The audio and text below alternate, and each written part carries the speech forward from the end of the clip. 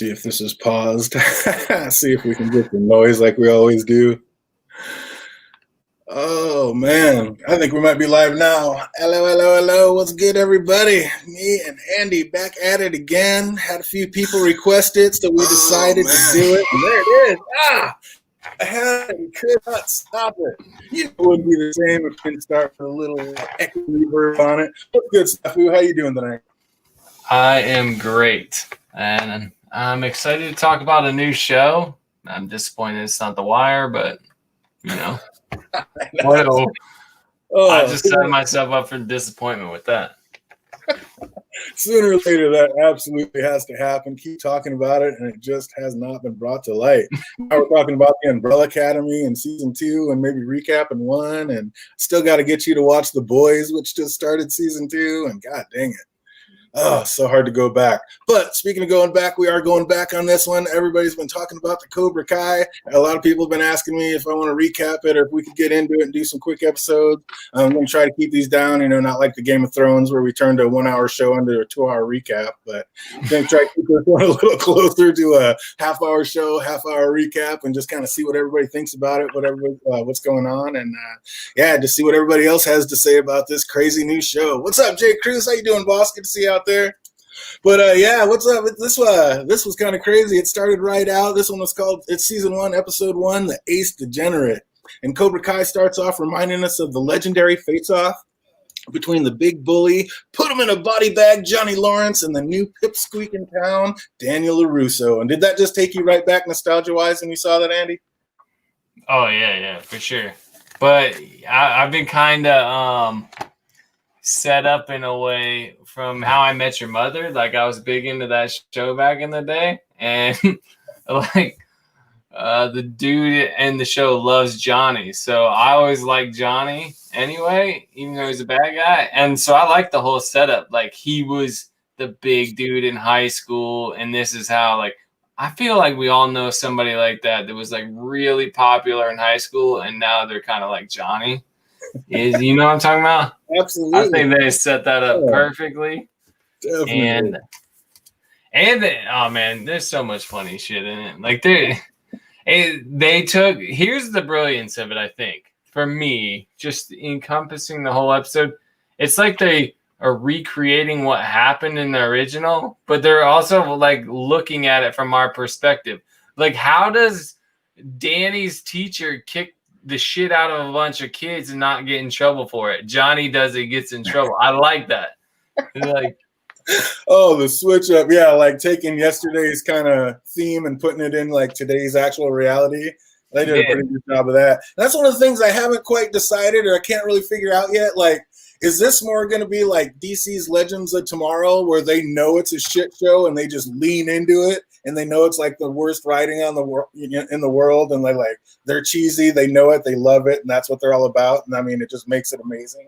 Or is this like, are they taking themselves seriously and like really trying to write it? Because it almost seems like a farce, like a little bit. Like, I think they're kind of just having fun with it. And if they go that way, this series is going to be amazing. Yeah, and they're like having, it is that. It's very 80s, like in how the interactions with people go, like the over-the-top interactions. They're very aware of that, I think. It's terribly written, but I don't think that's what I'm trying to figure out. But I think they might just be leaning into it, and that's going to be amazing. What's up, Peter Griffin? Sure. I see you out there. It's been way too long. What's good, buddy? Yeah, I think that'll be freaking awesome. It's like, first of all, I kind of feel like, is this show sponsored by Coors? Like, there's a lot of Coors advertisement. Like, is that just an 80s prop, or is this thing really sponsored by Coors? No, it's definitely sponsored by Coors. They're for sure. It's everywhere. We see straight away that Johnny never quits, he never quite made it out of the 80s, and he still listens to glam rock and drives around in his once-so-cool Pontiac Firebird that looks to be on its last legs. And it seems like his demeanor just hasn't changed a whole lot, and it hasn't gotten any better. Like, is Johnny, like, literally just the same kid from before? No, he's like the dude that, he had his opportunity to become a better person, right? When his coach or like his sensei's like, hey, take out the leg. And he's like, no, I don't want to do that, man. and then he does it anyway, and then he gets his ass kicked because he loses by his teacher. Like that, he reflects on that, like him getting his ass kicked by his teacher. One, he thinks of himself as a loser, even though he was fighting dirty. People kind of dwell on that shit and never get past stuff like that. Do you think he does consider himself a loser, or do you think he's still like that cool kid? No, I think he knows he's a loser. You think he's got that down? Oh, what's up? We got Phantom D. Saint in the house. Hey, what's good? I know Andy's looking tight, isn't he? All buff and in shape, got all trimmed up. What's up? Hard work. What's up, fandom? Let me know if you've watched Cobra Kai and you ever want in on this. Let me know, brother. We'll get you in. Oh, man, this one started off. We got Johnny hits the road and sees another LaRusso billboard, and he seems disgusted by it, kind of letting us know that his childhood traumas are still running deep.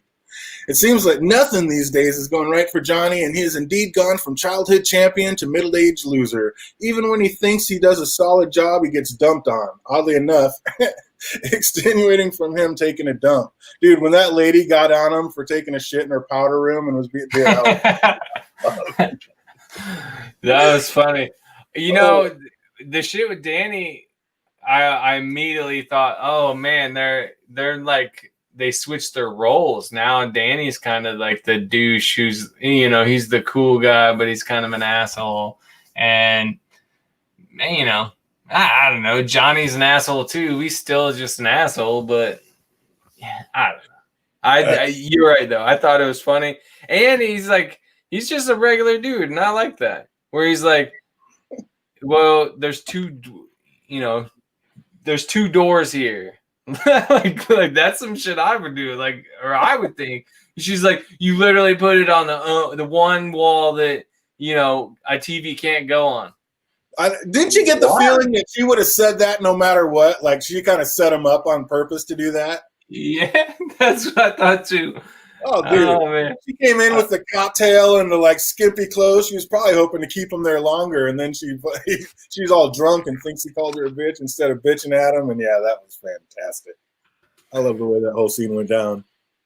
He, of course, then gets fired, and we see just how down on his luck he is, and it doesn't seem to be getting any better as he can't even get a slice of pizza without it being a total hassle. And that was so gross, and that convenient mart man was had his greasy palms all over it, just holding it, and Johnny's looking at it, and then he ended up eating it anyway. I was like, oh. Yeah. Dude, that was hilarious. He's playing the perfect loser so far. I'm loving it. Yeah, I was laughing the whole time. I didn't think that little joke was gonna go on so long, but I was laughing. It could have worked probably just as well if he would have just looked all uncomfortable about the guy touching it with his hands. He just ends up snatching it out and eating it. Oh God, I was throw your money, give me the fucking pizza. He just leans into it. It's so sweet.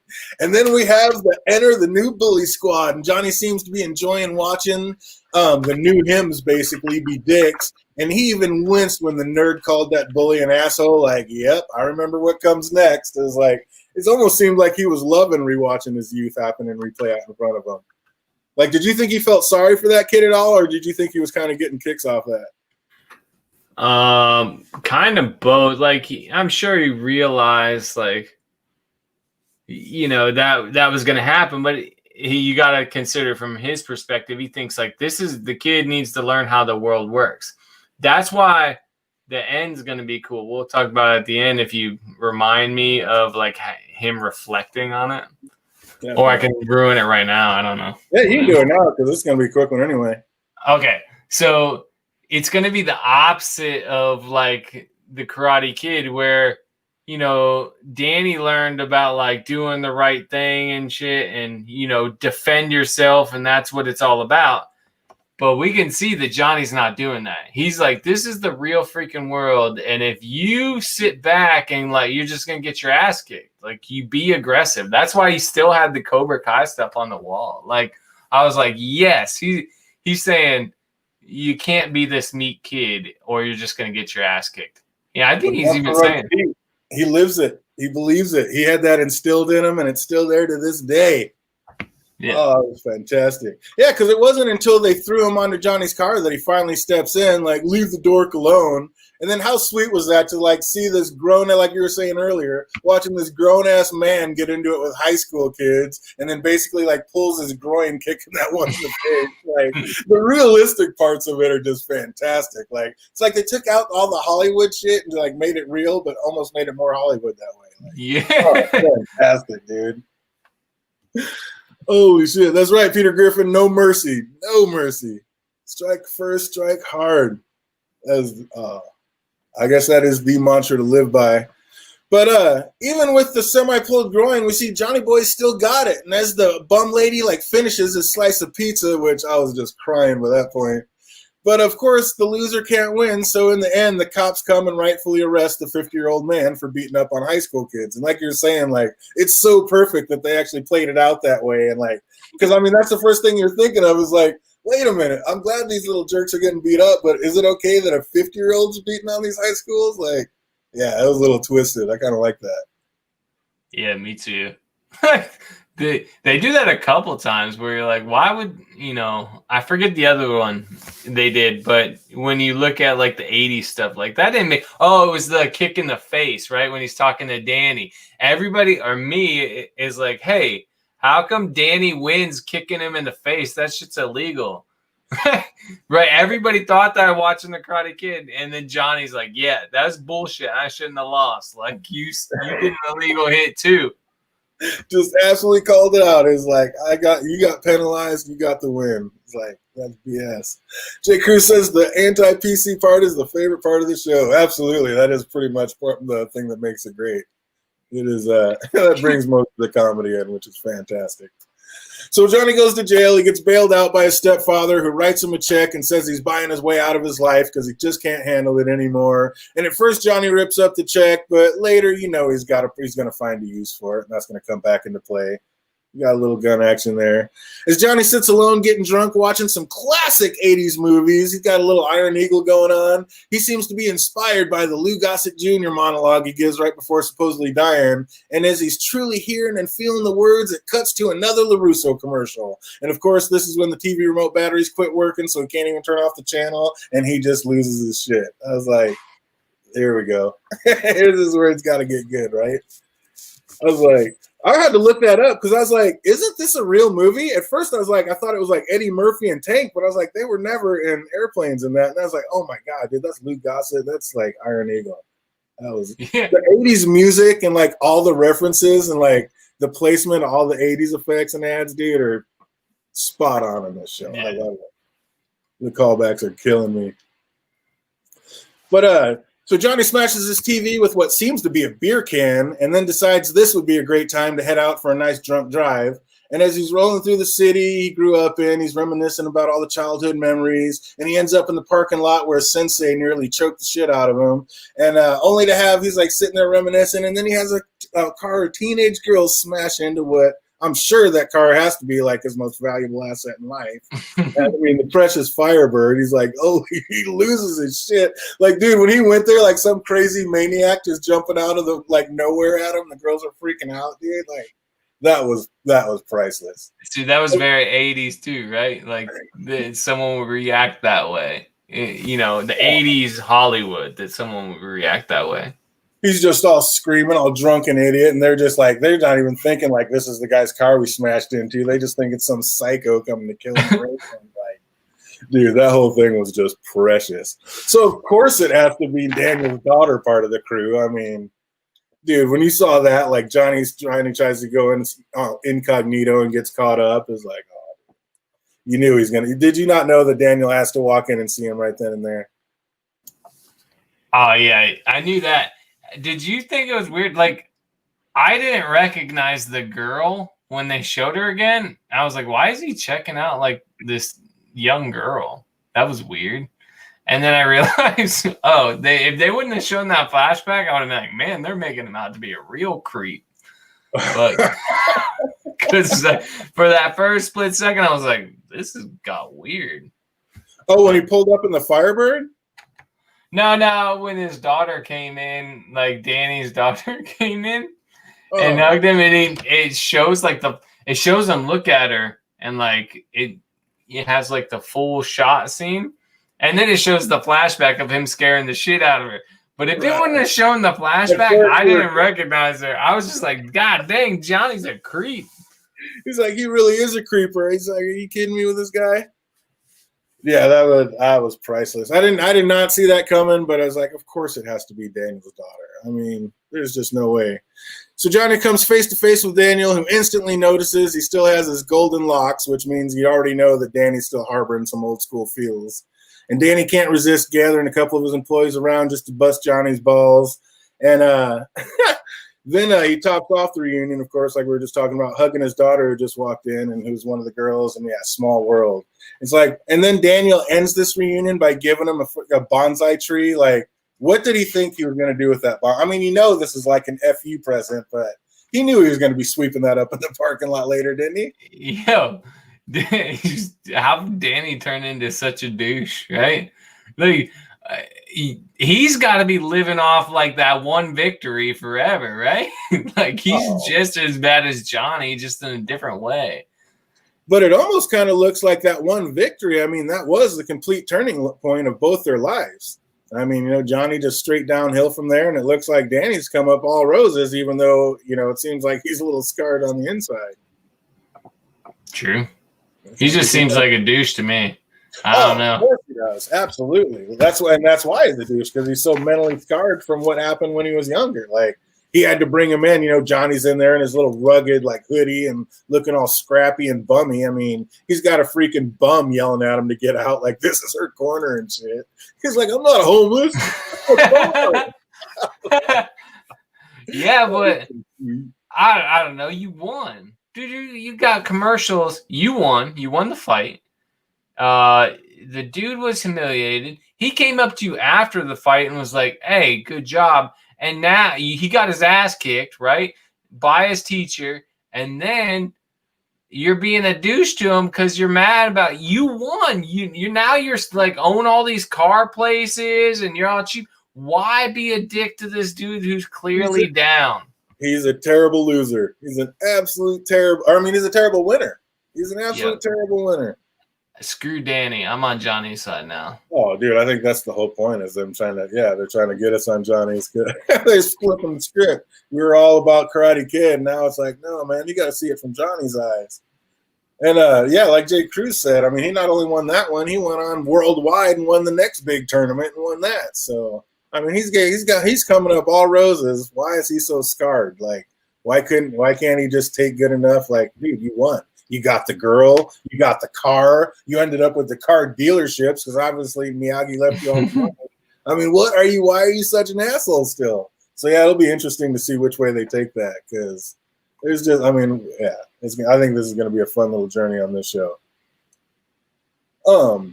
There's just, I don't know, it was pretty cool. Did you? I didn't think he was going to come to it that fast, but it was funny. Like I was just bagging on that new little kid, who is obviously going to become the next Karate Kid, or that's what you figure anyway. And then he goes back to him and say, "Are you sure you're ready?" And you're like, "Yep, Johnny's the new sensei." It's like, what do you think about this first episode? Is it like taking you down a path? Like, okay, I think this is going to be good, or you kind of on the fence? Like, I don't know about this one, or where you at with this? I like it. I like it's similar. It's like like Upside Down World, right? It's close enough to a reflection, but it's like backwards. Exactly. Right? So the heroes are the villains, and the villains are the heroes. Yeah, and like he's like I said earlier, he's like, hey, you're gonna keep getting your ass kicked if you don't become like a bully, basically. And he's gonna teach this kid to become a bully. I'm pretty sure, like, by the shit on the wall, like their motto, that's kind of bully mentality. And I like that he's going to do it. Oh, strike first, strike hard, no mercy. And it's like he's lived his whole life that way. It's gotten him absolutely nowhere. And now he's going to install all that into some new kid. It's like he's doing the right thing for the wrong reasons or the wrong thing for the right reasons. Like, you just can't. I'm not sure where it's going to go with that. But they have my interest peaked. I'll definitely give him that. Yeah. It's for a new episode. I don't know. Like I said, it's like, are they really leaning into it? Do they realize are they writing bad and cheesy on purpose? Like, is that part of the show, or is that kind of their writing style? Like, it'll be interesting to see which way it goes. But if they lean into it and they're doing it on purpose, that'll be amazing. This could be a great show. But it seems to be the #1 show on Netflix, so I hope it doesn't start off with a bang and then just fizzle. I hope it keeps going. But I think, like I said, I think it just started season 3, so it seems like it's going. It'd be pretty tight, pretty tight. What do you think? I like it. I mean, I like it enough that I'll keep watching it. He's like, I'll watch episode 2. They got me to the next one. Yo, that's me too. You start getting boring, I'll be the first one to quit, and then I'll just be on these streams like, tell me what happened, and then I'll just be making fun of it. So they better keep me interested. Unlike Westworld. Yeah. I'm telling you, it's all a simulation. They just don't know yet. Every one of them. Jay Cruz, I'm not sure he was trying to be rude. He just has a squeaky personality. Yeah, but it's kind of a dick. You know, because he said, if you want to be literal, I kicked him in the face. That's a dick thing to say. Oh, no, there's no question. He was being a douche. Like, it's Daniel the douche. Like, I don't think that was an accident. I think they're going to really lean into that this season. Like, I think he's just going to be an asshole. So they are completely flipping it. But I don't think they're going to try to make Johnny like the good one. He's just the down and out. Like, Daniel was the little pipsqueak and couldn't do anything for himself. Now Johnny's the down and out loser who can't win no matter how hard he tries. So they just flipped roles and, like you said, kind of an inverse way. So I think it'll be awesome. Oh, what's up, Steel Rain? Just saying hi, dropping in. Haven't watched the show yet. Yeah, we're going to be just easy enough to catch up. They're just half-hour shows. We're going to be doing this every Tuesday, so easy enough to catch right back up and be on track. We'll be back on next Tuesday talking about episode 2. Oh, Peter Griffin says, hey, Steel, hey, Peter, next Netflix may even throw him a few more bucks as well. Hey, you never even know. Make it up. Y'all lame, Derek Shaver. Sorry about that. Jay Cruz, I've been watching for his season 3 for a minute. And Peter Griffin says, Derek living the 80 Kids vibes. Oh, love it. Whoop, whoop. He said, what y'all supposed to be doing? Just talking about a little show called Cobra Kai. You should check it out. Most definitely. Oh, man. But, yeah, we're going to keep these ones short and sweet. Andy's got to get to work early in the morning, so definitely just kind of basically wanted to get on here and let everybody know that we are going to be firing these up and starting them. And, yeah, we'll be doing these every Tuesday right around this time, probably a little bit earlier. Hopefully. So, yeah, hopefully, exactly. So we'll see if we can get on track and get our Sejuels on pace and make that happen. So y'all check back in, and like I said, we'll be back here one way or another. We'll be back here next Tuesday talking about episode 2, Cobra Kai style. So you guys stay easy. Have an absolutely amazing rest of the week. Until next Tuesday, be good.